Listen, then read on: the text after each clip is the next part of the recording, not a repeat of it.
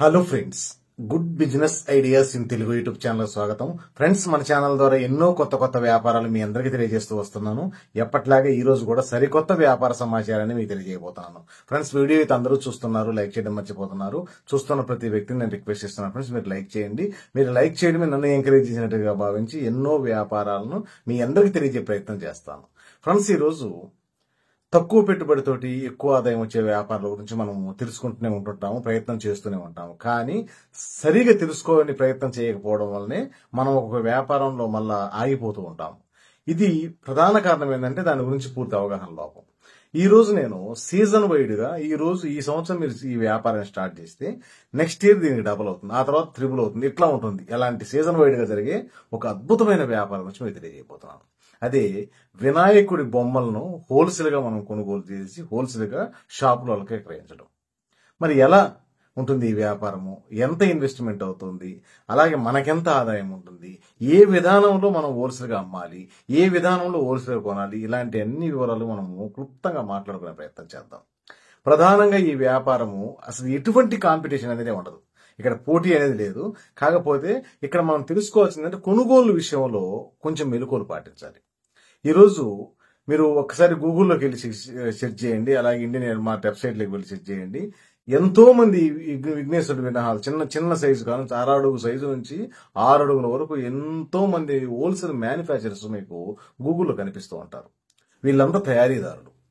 వీళ్ళ వద్ద నుంచి మనము హోల్సేల్ గా కొనుగోలు చేసి హోల్సేల్ విక్రయించడం వ్యాపార ఉద్దేశం. మరి అక్కడ నుంచి మనకి కొనుగోలు ఓకే, మరి ఎలా విక్రయించాలి, మరి అందరూ మనం అన్ని ఊర్లు ఎలా తిరగాలి, ఎలా విక్రయించాలి, ఇక్కడ కొంచెం నేర్పరితనం మీరు పాటించాల్సి ఉంటుంది.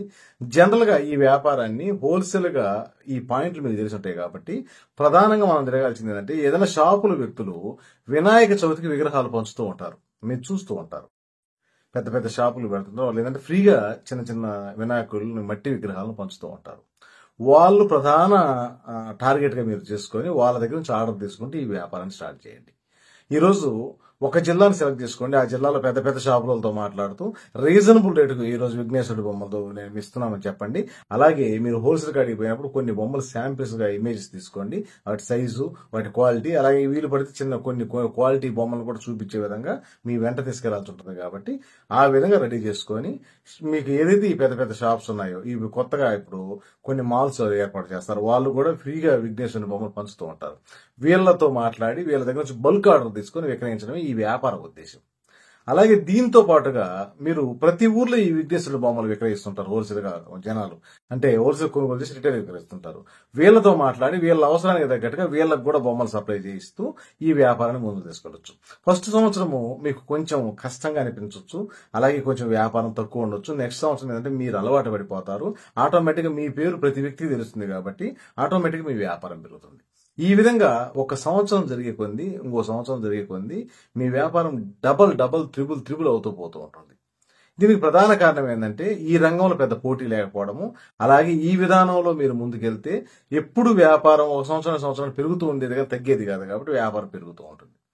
ఇక నేను నాకు దోచిన విధానంలో చెప్పాను. మీకు ఏదైనా సపరేట్ గా విధానం ఉండి మీరు ఇంకొక విధానంలో ముందుకు వెళ్ళాలనుకుంటే ఖచ్చితంగా ఆ విధానంలో వెళ్ళండి. కాకపోతే ఏ వ్యాపారం వచ్చి మనం చేయాలనుకుంటున్నా దాని గురించి పూర్తిగా తెలుసుకునే ప్రయత్నం మాత్రం చేయండి. ఎట్టి పరిస్థితులు తెలుసుకోకుండా చేస్తే మనం మళ్ళా కొంత నష్టపోవాల్సిన అవకాశం ఉంటుంది. కాబట్టి ఆ విధంగా కాకుండా ఖచ్చితంగా తెలుసుకోండి. ఫస్ట్ ఈ వ్యాపారం చేయాలంటే మాత్రం హోల్సేల్ గా ఎక్కడైతే ఈ విగ్రహాలను తయారు చేస్తున్నారో మొత్తం మీరు ఆ విగ్రహాలకు సంబంధించిన అన్ని హోల్సేల్ కర్మాగారాలు తిరగండి. అక్కడ నుంచి ఎంత రేటుకు వస్తున్నాయి, మనకి ఎలా ట్రాన్స్పోర్ట్ ద్వారా చేరుస్తారు, అలాగే మాకు ఒక కస్టమర్ అడిగితే ఆ కస్టమర్ డైరెక్ట్ గా మనం ఎలా పంపించాలి, ఇలాంటి సమస్త సమాచారం తెలుసుకొని కానీ మీరు ఈ వ్యాపారాన్ని కానీ చేయగలిగితే ఇక వెనుదిరుగు చూసుకోవాల్సిన అవసరం లేదు, అద్భుతంగా ఉంటుంది.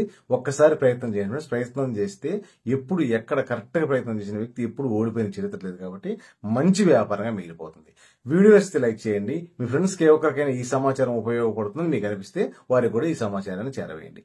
Okay friends, thank you friends.